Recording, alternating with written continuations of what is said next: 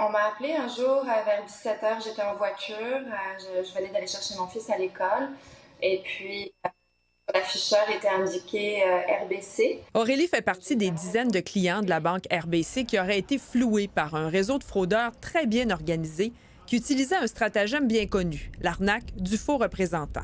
Et c'est une arnaque dans laquelle le fraudeur se fait passer pour l'employé d'une institution financière pour amener le consommateur à divulguer des renseignements bancaires ou à faire des transactions qui vont profiter au fraudeur par la suite. L'arnaqueur lui fait croire qu'on a détecté sur son compte une transaction frauduleuse effectuée à partir d'une autre province.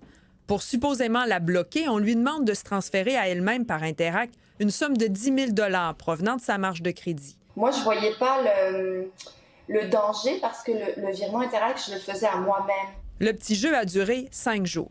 Elle a perdu 50 000 $. Et ça a été un choc émotionnel énorme.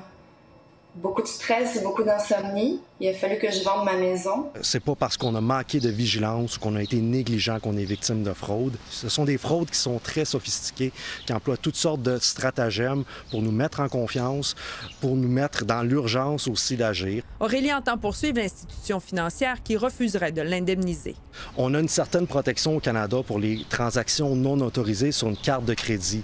Mais pour tout ce qui est virement en ligne, la protection elle est vraiment minimale et malheureusement, ça permet aux banques de faire porter la responsabilité des fraudes sur les consommateurs. Pourquoi est-ce que les banques ne sont pas capables d'identifier des comportements inhabituels comme ça? Pourquoi n'aurait-il pas en place un système basé sur l'intelligence artificielle qui pourrait dire « Hey, attends un peu, là, on parle de 220 victimes dans ce cas-ci. Pourquoi est-ce que tout d'un coup, il y a 220 personnes qui transfèrent 10 000 $ dans leur compte, mais semble que la banque, il devrait y avoir des systèmes qui détectent ça. » La RBC nous a fait parvenir cette déclaration écrite. Elle indique que la protection des renseignements personnels de ses clients fait partie de ses plus grandes priorités et assure avoir une équipe d'experts en fraude dédiée qui travaille 24 heures sur 24, 7 jours sur 7 pour prévenir les fraudes, les déceler et faire enquête.